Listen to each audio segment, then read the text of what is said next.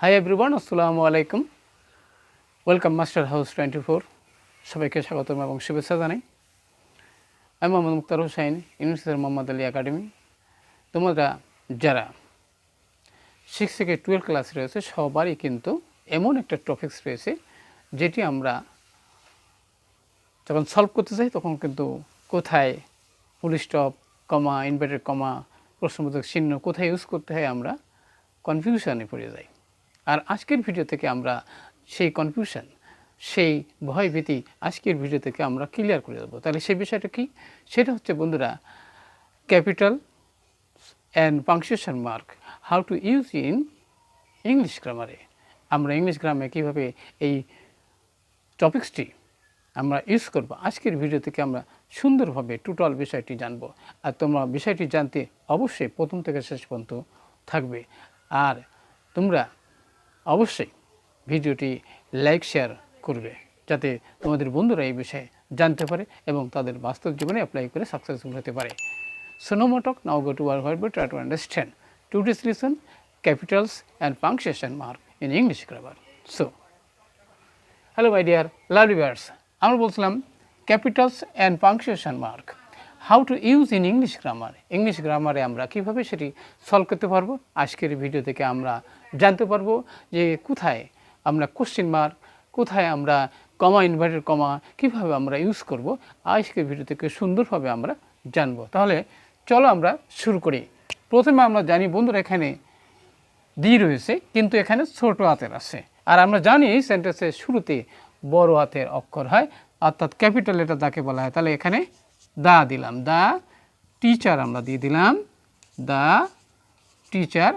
এখানে said to the boy. এখানে আমরা জানি কি, যদি একটি অংশ এখানে রিপোর্টেড ভার্ব আসে এবং রিপোর্টেড ভার্ব পরে আমরা জানি কি কমা বসে, যেখানে স্বল্প বিরতি হয়, শর্ট রেস্ট যাকে বলা হয়। এবার আমরা জানবো কি, যে সাবজেক্টের আগে অক্সিলারি ভার্ব আছে এবং তার আগে কিন্তু ইন্টারোগেটিভ প্রোনাউন রয়েছে। তাহলে অবশ্যই এটা ইন্টারোগেটিভ সেন্টেন্স আছে। তাহলে সেটা আমরা কমা, ইনভার্টেড কমার মধ্যে আমরা ইউজ করব।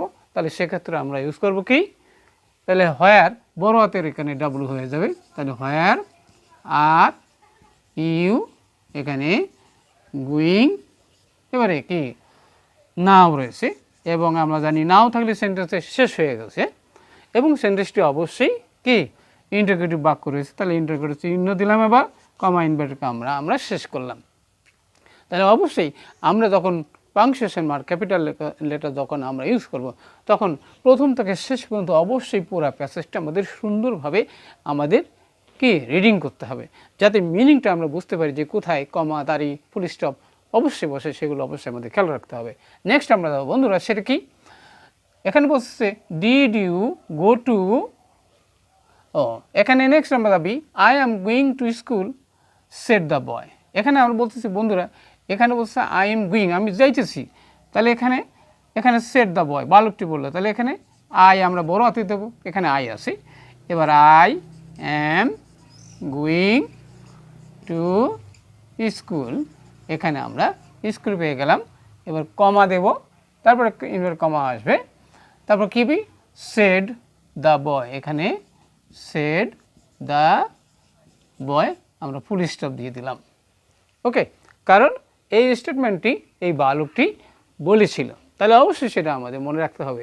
নেক্সট আমরা যাব বন্ধুরা, সেটা কি হচ্ছে যে did you go to school yesterday, তুমি গতকাল স্কুলে গিয়েছিলে। তাহলে এখানে অক্সিলারি ভার্ব আগে দিয়ে আছে, তাহলে অবশ্যই সেন্টেন্সটি ইন্টারোগেটিভ আছে।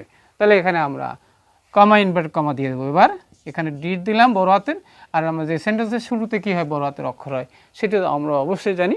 তাহলে এখানে ডিড দিয়ে দিলাম। তাহলে ডিড ইউ এখানে গো টু স্কুল দিয়ে দিলাম এবং শেষে কিন্তু অ্যাডভার্ব রয়েছে ইয়েস্টারডে। ইয়েস্টারডে মানে কি গতকাল। তাহলে এখানে এই সেন্টেন্সের বক্তব্য কিন্তু শেষ হয়ে গেছে। তাহলে সেন্টেন্সের শেষে যেহেতু কী আছে অ্যাডভার্ব রয়েছে, তাহলে এই সেন্টেন্সে আর কোনো বক্তব্য থাকতে পারে না। এবার আমরা যাব বন্ধুরা, নো দ্য বয় রিপ্লাইড। এখানে না শব্দ ব্যবহার করা হয়েছে, অর্থাৎ কেন না শব্দ ব্যবহার করছে, অর্থাৎ সে না সূচক উত্তর দিয়েছিল। তাহলে এখানে আমরা একটি সেন্টেন্স আকারে রয়েছে, তাহলে এখানে আমরা কি কমা ইনভার্টের মধ্যে কথাটা রেখে দিলাম এবং নো ক্যাপিটাল লেটার হয়ে গেল নো এন।